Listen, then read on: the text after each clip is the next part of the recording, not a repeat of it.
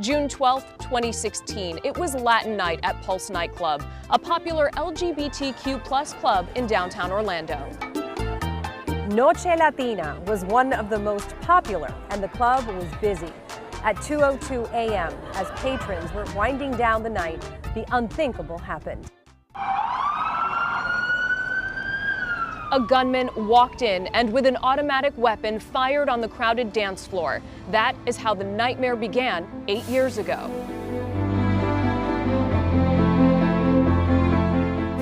What's happened since has been a roller coaster for survivors, victims' families, and this community. From an overwhelming outpouring of love and support in the beginning to now. We are 8 years from that awful night. For many families and survivors, life after Pulse finds them still in the depths of grief, with few answers to some staggering questions. We have no permanent memorial to the victims, and we have no organization working to create one.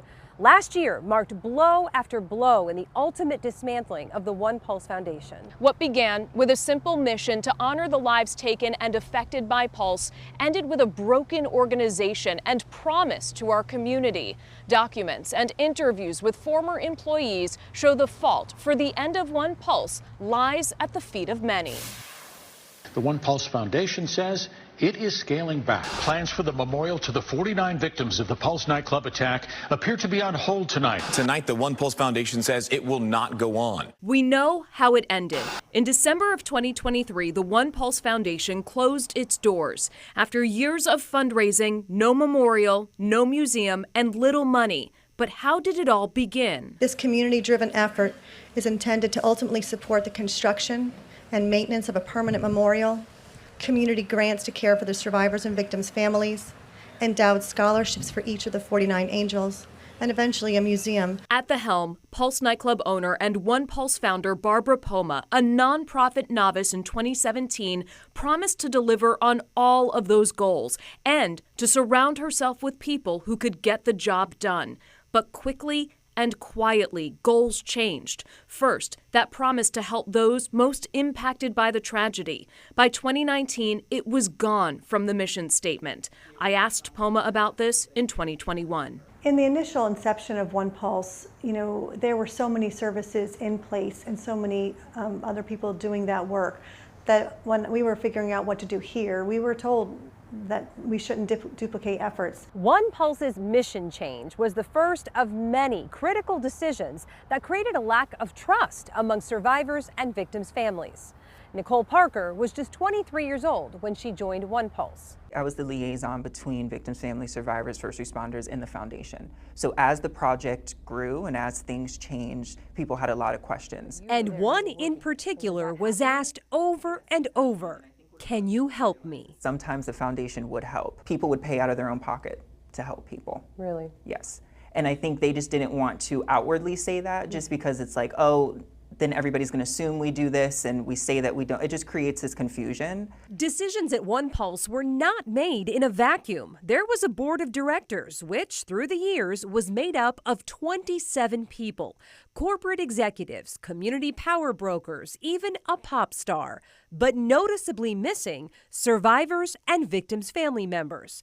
Nancy Rosado is an advocate and mental health specialist who has worked closely with many impacted by Pulse. If you stop and you think for 1 second about the people who made up those committees or the inner circle of One Pulse, these are the elite. June 12th was Latin Night at the club. The vast majority of people there were Hispanic. Rosado believes language and cultural barriers played a role in the exclusion. They dropped the ball, frankly, and I've said it from the very beginning, because it was us. So who was making decisions at One Pulse? Yes, Barbara Poma was the founder and executive director, but again, her bosses were the board of directors. Earl Crittenden, an attorney with the Gray Robinson law firm, board chair. George Kalogridis, former president of Walt Disney World, board vice chair. Patrick O'Donnell, an executive with Deloitte, board treasurer. Kelly Lafferman, chief marketing officer of Find Some and Win More Marketing Group, board secretary. And then there were the people running the day-to-day operations. Claudia Mason, Chief Financial Officer. Scott Jackson, Chief Marketing Officer. Scott Bowman, Chief Communications and Government Relations Officer. Leah Shepard. I was the Chief Operating Officer at One Pulse Foundation. I sat down with Shepard last year, and she told us the foundation was advised by other cities who had gone through the same memorial process to include survivors and victims' families on the board. But One Pulse did not. I think you and I would not be sitting here having this conversation right now if a mom of one of the victims and one of the survivors who was still enduring some sort of medical care were on that board, because I have a hard time believing that Barbara would have sat across a table in a board meeting with those folks in the room and looked them in the eyes and said, "Can you give me $2 million for the property?" Which brings up another pivotal problem contributing to the foundation's demise: a failure to clearly publicly lay out from the start the ownership transfer of the nightclub property. In 2016, Barbara and her husband, Rosario Poma, declined to sell the site to the city of Orlando after some city commissioners raised concerns about the more than $2 million purchase price. My role is to ensure that Pulse become a place of healing. Poma went on to form the foundation with a memorial on the nightclub property as its core for being. With all the talk about design plans and fundraising, the critical detail of property ownership seemingly got lost. Until it became a headline last year. That's when the Pomas and the foundation went public with what had been years of internal conversations. So what and when did board members know about the property owner's expectation to be paid for the nightclub site? Employees, too. The answer depends on who you ask. Did the foundation ever promise her at any time that she would be paid for that property? Not while I was there. No, there were never any, while I was there, no written agreements. Nicole Parker, the family liaison until 2021. It was always going to be bought from Barbara. That is what I heard.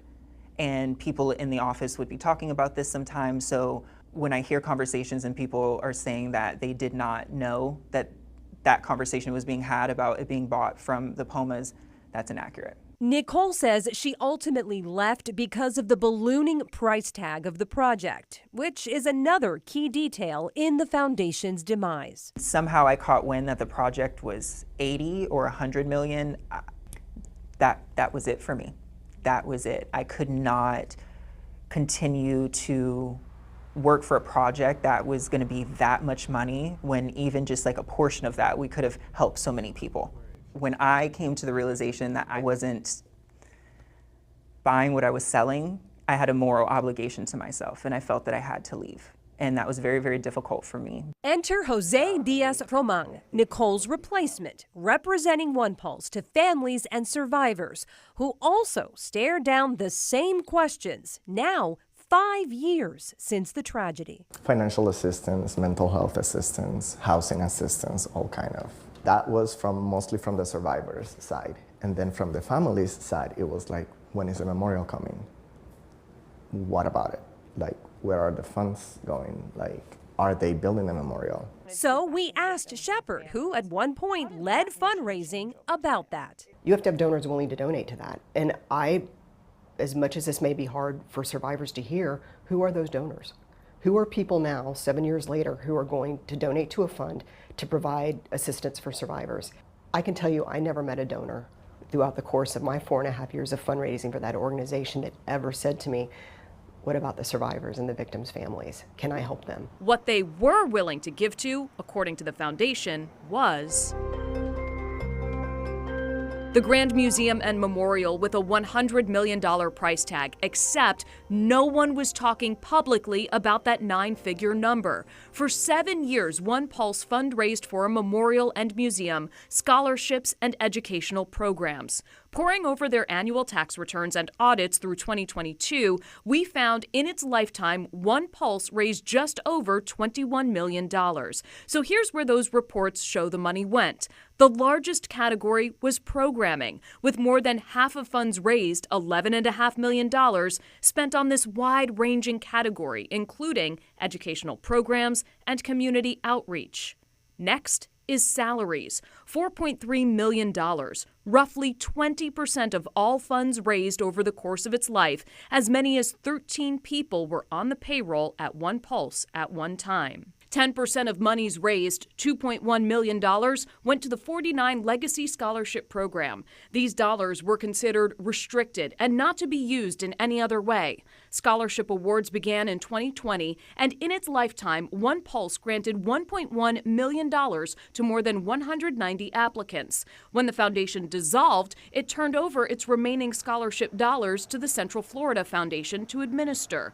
WESH2 tried to confirm the amount of money received, but the Central Florida Foundation refused to answer, citing the confidentiality clause of its donor Bill of Rights. A spokesperson did tell us it was nowhere near $1 million. Finally, the monies dedicated to building the memorial and museum. In its 7 years, the foundation raised less than $1.5 million for this part of its mission, a figure WESH2 reported in 2023. Not included in all these financials is a state grant or the $10 million Orange County Tourist Development tax money. That money purchased the property, which was to be the home of the One Pulse Museum. That deal with the county set a deadline. The museum had to be up and running by September of 2026. With the clock ticking, the pressure was on. We were looking at a $100 million capital campaign goal, and I didn't have the resources. I mean, it was me and 2 other fundraisers, and it is mathematically impossible for 3 people to raise $100 million. Shepard says she chose to leave the foundation in 2021, but multiple sources tell WESH2 the foundation was about to let her go. Still, there was no public acknowledgement the foundation was struggling to fundraise for the projects. But internally, there definitely were people who said, let's scale this back. But, you know, they just had their plan and they were going to go with it. They weren't willing to budge. No, and I think it was because it's easier said than done, maybe. I think they had other people to answer to, like the board. Foundations are governed by a board of directors or trustees. They are ultimately responsible for the financial viability of an organization. So what did the One Pulse board know about foundation operations through the years? We don't know. None would go on the record with us. We do know the full board was seemingly left out of a major decision, removing Barbara Poma as executive director in 2021. WESH2 obtained the resignation letter of board member Jason Feltz. In it, he noted, quote, "I must admit it was very shocking to me the sudden shift in her role without advanced discussion." In the spring of 2022, Deborah Bowie took over as executive director. When I'm new to an organization, I try to listen. There's a lot here that just needed attention. Sources tell WESH2 Bowie quickly started questioning foundation operations. So much so that after months of bad press and devastating setbacks, on September 15th, 2023, Bowie wrote a 4-page memo to the board obtained by WESH2. It begins, "This will be a difficult but necessary conversation." The memo goes on, "In November of 2022, I learned of several concerning operation issues at OPF that highlighted managerial failings in the daily operations of the foundation." Later, it states, "Calls with donors, sponsors, supporters, elected officials, stakeholders, and prospects over the last several weeks have been met with dismay over the lack of a memorial for the slain 49 and the survivors of the Pulse attack." It ends, "This has no doubt been an extremely difficult and sobering year. I also believe we are at an inflection point in the trajectory of what OPF's legacy will be to the greater Orlando community." Just 3 months later, the foundation dissolved. 27 people sat on the board over the course of its 7 years. Not one of them would sit down with us and answer our questions directly. Questions about the scope of the project, the financial viability of it, and how to make good on the promises made to our community. In the end, it was the 2 charged with facing the families who faced a camera with a message for them. A las madres y a los padres que perdieron un hijo o una hija, que sepan que en el momento en el que ellos necesiten un abrazo de un hijo, en mí siempre lo van a encontrar. Sin importar cuánto tiempo pase, I will always be here for you guys, and I will always love you. I just want to say to families specifically that even though the project didn't happen, many of us that were there, our hearts were in it. I just apologize that this wasn't able to happen for them. And I just want them to know that there were many of us on staff who were very genuine and really just wanted to help. Many have called for an audit of OnePulse's finances. It seems there'd be two paths forward for that, as part of a criminal investigation or a limited scope request from the State Attorney General's office tied to a state grant OPF received. Sources tell WESH 2 neither is happening, that this is not on the radar of Attorney General Ashley Moody or State Attorney Andrew Bain. So there was a refrigerator in front of the door? Yes, blocking that door. Did you try to move it? They're the questions survivors and victims' families say no one will answer. WESH 2 investigates accusations of problems at Pulse before the shooting started. When Chronicle returns.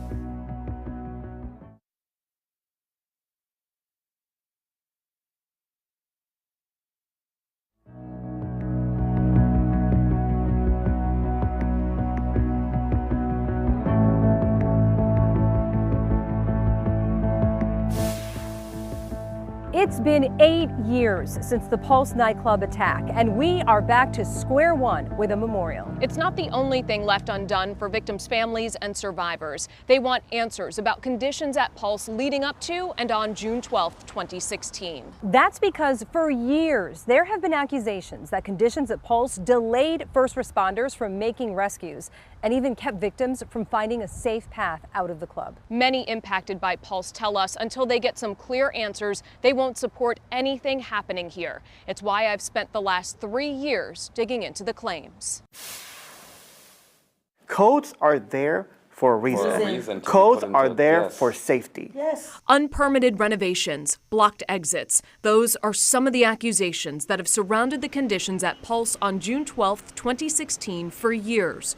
Rumors that leave many survivors and family members of victims to wonder, had things been done differently before? They don't think there's any doors back there. And during the attack, would more of their friends and loved ones have survived the mass shooting?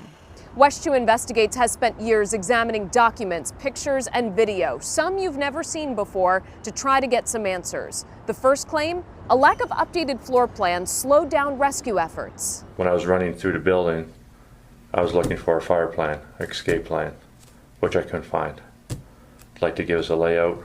That's Orlando Police Officer Timothy Stanley in his interview for the internal affairs investigation by the Florida Department of Law Enforcement, obtained by WESH 2 in a public records request. The night of the massacre, as officers responded, they couldn't find floor plans for Pulse. I'm having to explain the rooms, what's where in the back of the building, how it's laid out. I had a wet piece of paper because I was sweating, trying to draw this layout. All right, just sit tight. We'll try to get to that door. We're trying to figure it out now with the manager. Officer Stanley was left to draw a floor plan as a Pulse employee described the inside of the club, so first responders could figure out where victims were hiding, many of them dying. This lack of floor plans is something survivors and victims' families insist created chaos and wasted valuable time the morning of June 12th. Para yo estar tranquila. Unable to hold back her tears, the mother of Luis Omar Ocasio Capo explains what survivors told her about her son's death. Y yo siempre pensé que mi hijo no sufrió, y mi hijo sí sufrió. Está desangrándose en el club, a lo que lo fueron a rescatar.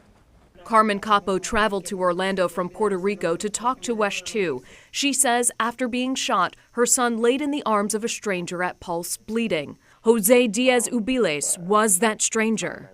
Jose says they were in a kitchenette behind the main bar. It had 2 doors. The one they went in. And there was another door, but that door was blocked. By me going back, I would say it was like a refrigerator, but it was huge, like it was blocking. But I knew because I could see the outside of it. So there was a refrigerator in front of the door? Yes, blocking that door. Did you try to move it? I tried, but that's when I noticed I had a shot wound on my right shoulder. Because when I tried to push, I couldn't, and that's when I was like, why can't I, move it? I'm like, I'm a big person. I know I can move this, but I didn't have the strength for it. Jose says on the other side of that fridge was a glass door leading to the outside patio. This is the only picture of that room released to WESH 2. It does not show the door Jose talks about. When police did get to them, roughly 30 minutes after the shooting started, Luis was alive. Y mi hijo tuvo todo el tiempo vivo hasta en el hospital. Mi hijo murió desangrado en el hospital. Mi hijo llegó vivo al hospital. Mi hijo falleció en el hospital. Carmen believes had Luis been able to get out that door or been rescued sooner, he might still be alive. Yeah, there's a car in the parking lot with a bomb in it. Around 3 a.m., rescue efforts came to a halt because the shooter claimed he had a bomb. This trapped many victims in the club with the gunman for hours. It wasn't until 5:08 a.m. that the SWAT team used its armored vehicle to break into what they thought was a bathroom where victims, including Tiara Parker and her cousin Akira Murray, were trapped and hiding. But without accurate floor plans, SWAT breached the wrong spot. After a second SWAT attempt, officers got the cousins out of the club. It was too late for Akira. I was really angry. Because at the time my cousin was only shot in her arms. Not being able to get in there in time really took a lot of lives of wonderful people. Through records requests, WESH 2 Investigates learned the city also couldn't find floor plans. It took until noon, 10 hours after the shooting began, for Fire Marshal Tammy Hughes to send a picture of floor plans from 2004 to then Fire Chief Roderick Williams. That afternoon, Timothy Johnson, manager for the City Permitting Division, emailed his colleagues the most recent floor plans the city had, dated 2010. In an internal email, he states they were the last floor plans received from Pulse's owners. However, WESH 2 Investigates has now determined those plans were not an accurate reflection of the layout in 2016. There is an office up there. Upstairs? Yes. Where at? Right or to left? that door. See right there. Bodies. Police officer, hands! Police officer, hands! Hands! Keep them up! Come down the ladder! That second floor Officer Tyler Olson talks about in his body camera footage isn't indicated anywhere on the floor plans released to WESH 2, but you can clearly see the office exists in pictures taken by law enforcement after the shooting.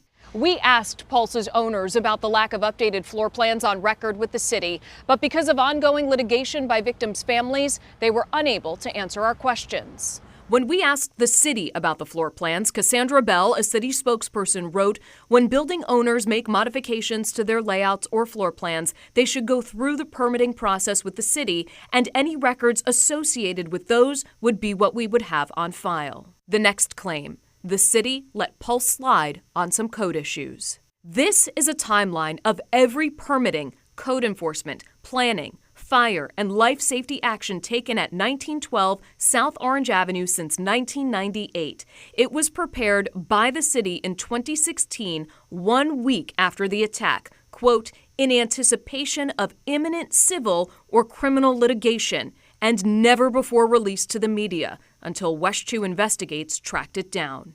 This document and others obtained by WESH 2 show, beginning in 2004, questions raised by the city to Pulse's owners, namely Rosario Poma.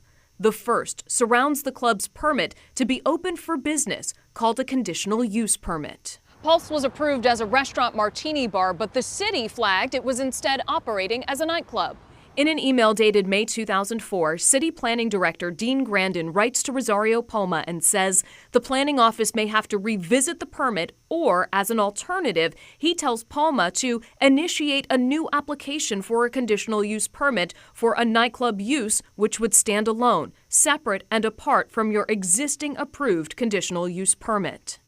The issue comes up again in 2010 when Orlando Chief Planner Jason Burton creates a list of issues at Pulse, including the conditional use permit.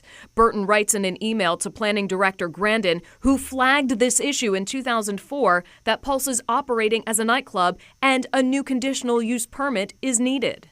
These items are then talked about for months among city staff, including meetings with Rosario Poma, where options of next steps are presented.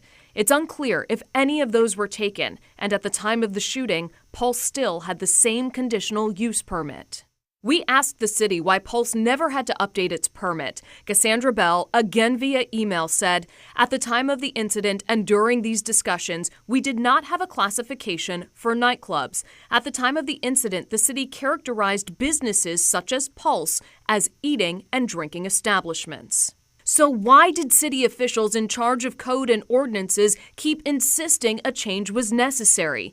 Bell acknowledged that records do show there were inconsistencies with the CUP. However, it's important you understand these inconsistencies were not related to life safety issues. The timeline document also delves into overcrowding, with the Pumas ordered to use a clicker at the door to meet fire code. While survivors have talked about the club feeling packed the night of the shooting, we have no way to prove it was over the 300-person capacity. The timeline document also notes unpermitted fences. The Pumas spokesperson insists they filed for a permit for the fence, but neither they or the city can produce it.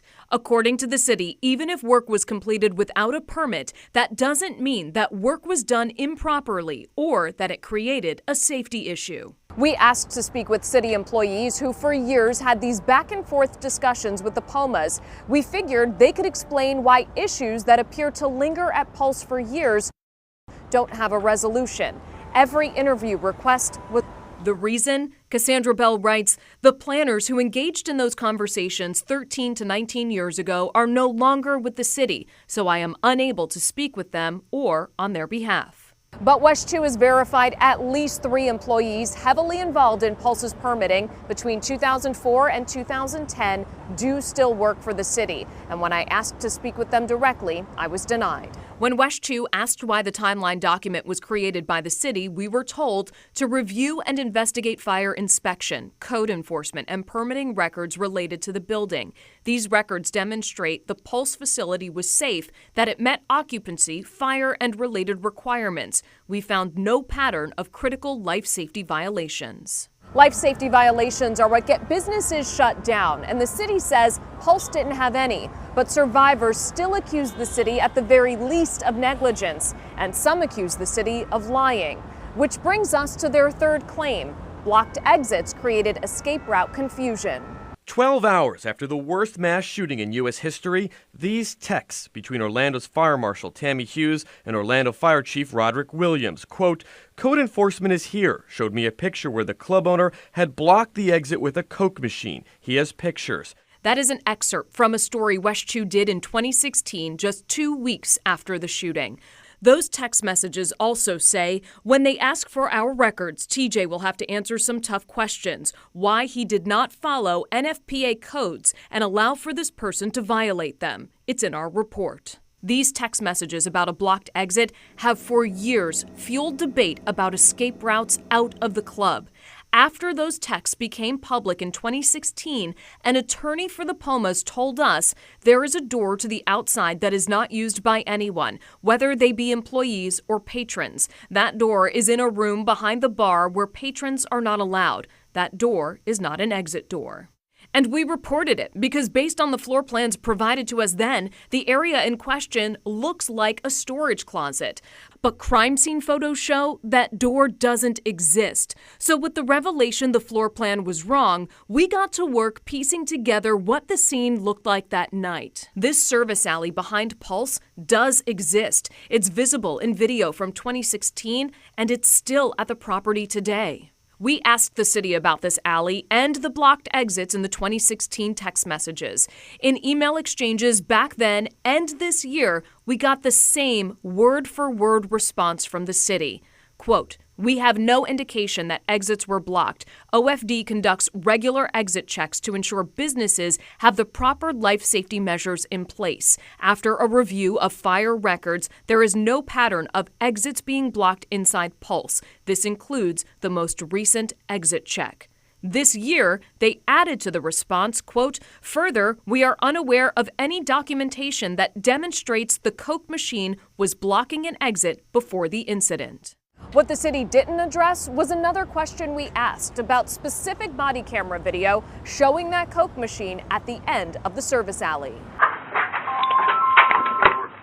This video was not released to the public. WESH 2 obtained it through a public records request. It shows Deputy Frank Tagler trying to get into that service alley. But right there, you can see a Coke-branded refrigerator for years referred to as a Coke machine, blocking what floor plans show as an open walkway. Officer Stanley also mentioned it in his FDLE interview. There was a Coke machine or something there that we had to pull it away to be ready for a team to go in. What you can also see in the body camera video is a piece of broken fencing on the ground, and you can see it from Chopper 2 the following day. Is it fencing that possibly enclosed the service alley? Is it a gate? WESH2 has been unable to find anyone who can tell us if this alley was open, closed in by fencing, or had a gated door. And those text messages about an exit blocked by a Coke machine, it's never been revealed which exit Orlando fire officials were talking about. As for the alley, several survivors have talked about getting trapped there. In 2016, WESH2 spoke with one of the security guards working at Pulse that night. He detailed for us how the fenced alley had a door which he opened and helped people escape through. I bring them out the back, which is only for employees. Yeah. I bring them out the back. When you go out the back there's a gate in the back here. Now, we don't keep that door locked. We don't keep it locked. It's never locked. There's a lock there. There's a latch. All you have to do is push it and the door opens. So all I did was pop it open. Everyone follows me. That fence door is visible here on Chopper 2 video taken midday after the shooting. Last July, survivors and victims' families who have spoken to WESH2 over the years made a new plea for their concerns to be heard. They filed reports with Orlando police hoping to have their claims of blocked exits investigated. According to the city building code, Pulse needed 2 exits to be in compliance. There are at least 6 doors leading out of Pulse. 2 doors led to the service alley behind the club, the main entrance, and a set of double doors not far away led to the parking lot, and 2 doors to the fenced-in patio. FBI photos show on the patio there was a gate to the street. It had latches on the inside, at the top and bottom. Between the lobby and main entrance, there were beaded curtains, which survivor Tony Marrero says made it hard to see the way out. We were trying to reach the door, but there were some curtains there, like beaded curtains or whatever, and they were like, so they're heavy, so everybody got confused, and you can't see what's coming in. So as you see everybody running, confusion, chaos, so that's why I ended up in the VIP. So I ended up back inside the club. Marrero was shot 15 times in the arm and back before he was finally able to crawl out. I literally crawled, between glass and other, people that were on the floor that I didn't know if they were alive or dead. I was just grabbing onto them and dragging myself because my arm was completely shattered. I yelled at the cop at the door, "Please come save me." And all he told me, these words I will remember for the rest of my life, "I can't go to you right now." We checked with the Orlando Police Department for an update on this case. All they would tell us is this is an ongoing investigation. Survivors and victims' families say all of this paints a troubling picture of the city of Orlando's actions. It's why so many are struggling as the city now takes charge of Pulse's future. WESH2 Chronicle will be right back.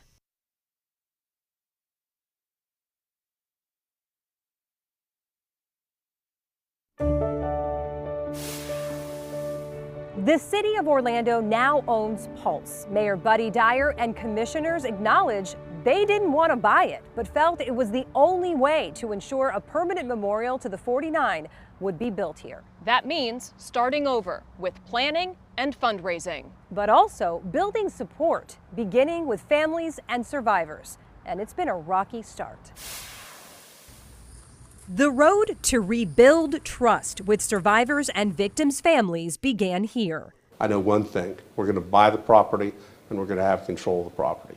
A news conference in October when the city's plans were revealed. All in favor of the motion indicate so by saying aye. Aye. The following week, a unanimous vote from council members. Then in December, another news conference defining the city's goals. We do it in a transparent way that gets as much input from as many stakeholders as we possibly can. But one thing was noticeably absent, a translator for many of the very stakeholders the mayor was speaking about. Somos latinos. Y me siento que nos han discriminado a todos. WESH2 spoke to families and survivors who said it's critical the city break down language and cultural barriers, something they told us the One Pulse Foundation struggled to do. Anything that would happen with Pulse, the few of us who spoke English would translate, for those who didn't understand. But why do we have to translate all this information should be available to them also in their main language. By the next news conference in April, a translator was added. A fines del año pasado, el municipio compró el terreno de Pauls. And in both languages, a major announcement. The introduction of Dr. Larry Schooler, a facilitator who has been part of other mass shooting memorial efforts. When I spoke with Dr. Schooler, he acknowledged finding Orlando's efforts in chaos. I think we're due for an extraordinary conversation in this community over the next 6 months. The first part of his work here, a series of in-person and virtual meetings to gather input on what families and survivors want to see at the Pulse site. I think I've heard deep pain, I've heard anger, I've heard impatience. In total, 449 people signed up to receive Pulse updates from the city. 67 expressed interest in those focus group sessions with Dr. Schooler. A total of 45 people participated. We want to have some kind of closure. Yoli Cintrón and Nancy Rosado are community activists who've worked with families and survivors from day one. They attended one of the meetings and were not surprised the turnout wasn't higher. You can't expect people to just happily sit down and talk about, I want a water fountain here and I want benches. I want accountability. So does Olga Disla. La gente tiene muchas heridas abiertas y la ciudad debe de responder, debe de ser empático a las preguntas, ¿verdad? Y al sentimiento de la familia. Olga met us minutes after she left her meeting with Dr. Schooler, wearing a photo of Anthony, the son she lost at Pulse. Su agenda es, dime qué memorial tú quieres, cómo lo quieres y vamos a construirlo. Pero tú no le hablaste de eso. Yo no le hablé de eso. Olga and multiple family members and survivors told us they don't want any movement on a memorial until all of their doubts and questions are answered. Ilka Reyes, shot 9 times. And we want justice because we want to know the truth. Marissa Delgado, shot 12 times. What does justice look like for you? Just people knowing our stories, people listening, and next time business is doing better, making sure that we are protected. Para poder hacer un memorial tienes que derrumbar la estructura. Entonces, la estructura es una evidencia. Tú no puedes destruir la evidencia. How do we potentially tear down this building and build a memorial when there are still mothers who have questions about what happened that night? Well, that question is the very thing that the community needs to answer. Dr. Schooler says the creation of the Pulse Memorial Advisory Committee is the next phase of his plan. 10 to 15 people selected through an application process with 3 appointed by the mayor.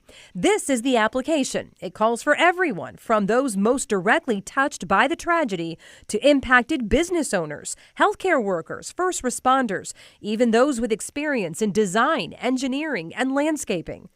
They'll meet monthly through the remainder of the year, every conversation open to the public, in person and online, and there will be multiple chances to provide feedback. It doesn't matter if they live in Orlando, it doesn't matter if they speak English or Spanish, it doesn't matter if they can be there right at the time of the event. We're going to make it possible for their sentiments to be heard. It's important to make clear to these families that what you're saying is that the committee process that starts now will include conversation about their doubts, their questions, and how do we resolve those before we move forward. That's right, and I really want people with those concerns and doubts to think about applying.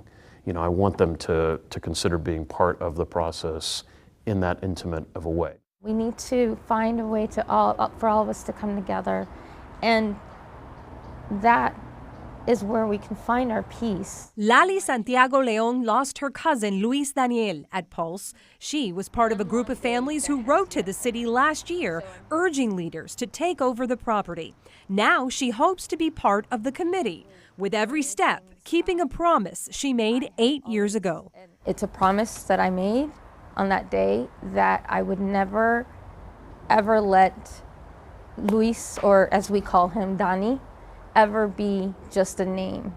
I wanted his memory to be alive. It's more, and as well as all of the other victims. A sentiment shared by most of the families. But after 8 years and millions of dollars raised and lost, Olga is skeptical and says her son's memorial lies with her. Ya mi hijo tiene su propio memorial, tiene dos. Tiene uno, su lápida muy hermosa, que tiene en el cementerio, y la mejor que está en mi corazón, por siempre. The main goal of a memorial should be healing. Learning from other communities, also healing from mass shootings. We traveled to Las Vegas to learn how a memorial to the lives lost there after Pulse is coming together so smoothly.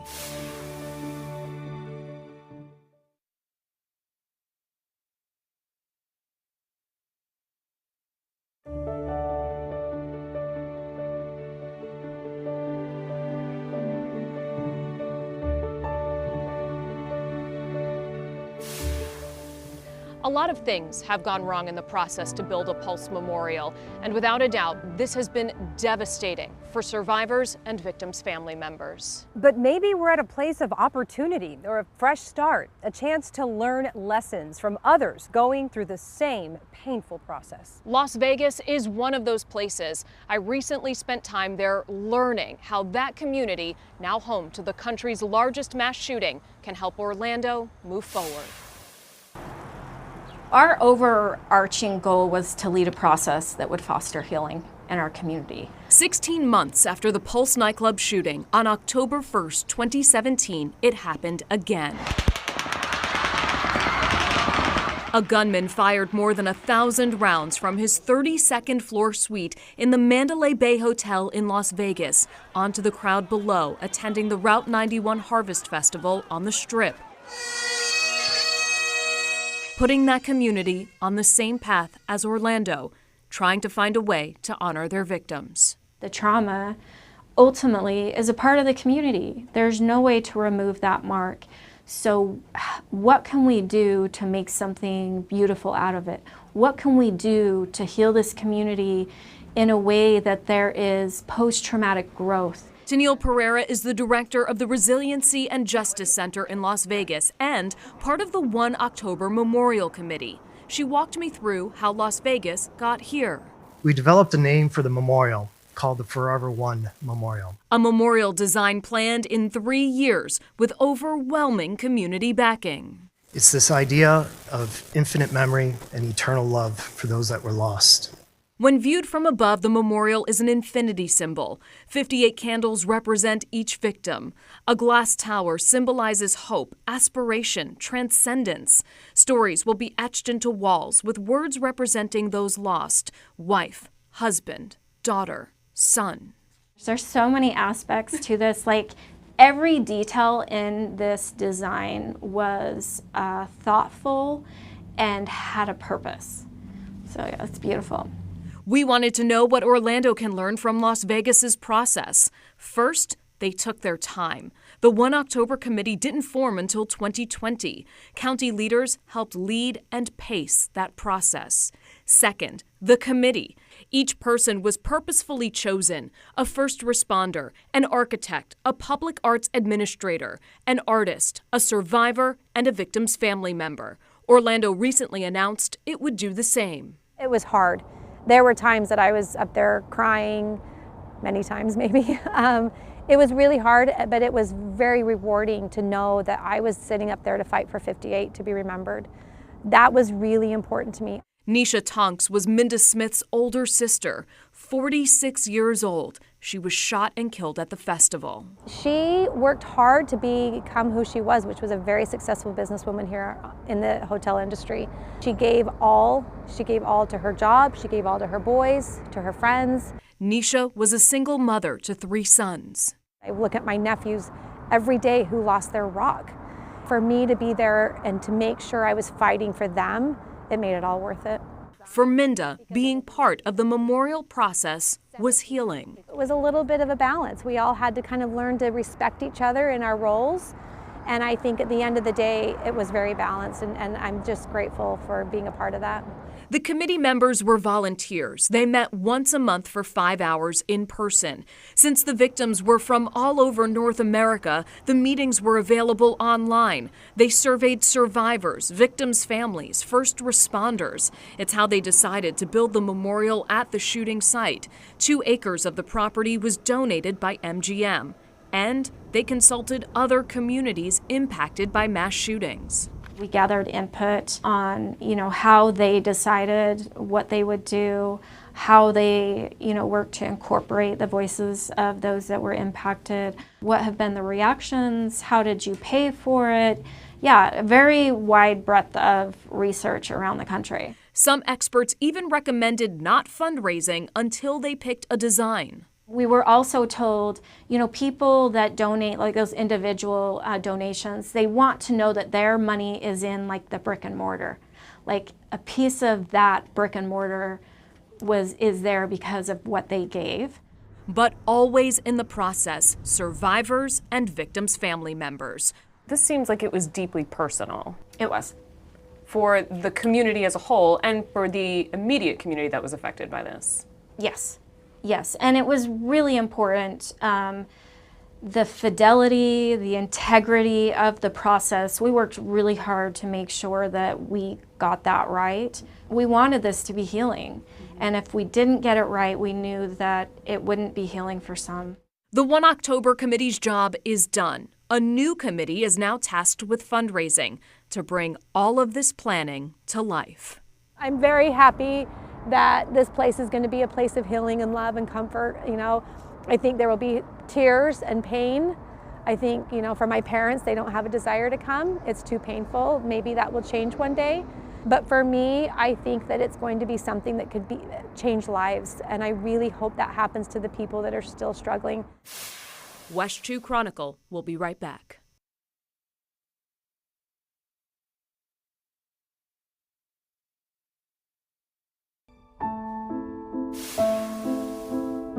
When you visit Pulse, you can't help but notice the traffic along Orange Avenue, the cars and people passing by, moving on, while this place, surrounded by makeshift walls and coverings, sits almost just as it did 8 years ago. It's the tale of 2 Orlandos, one where most people have moved on. They've stopped looking and remembering. And the one where survivors and victims' families live, stuck in a loop of trauma, grief, and doubts. If there is any chance of us being one Orlando again, a few things will need to happen.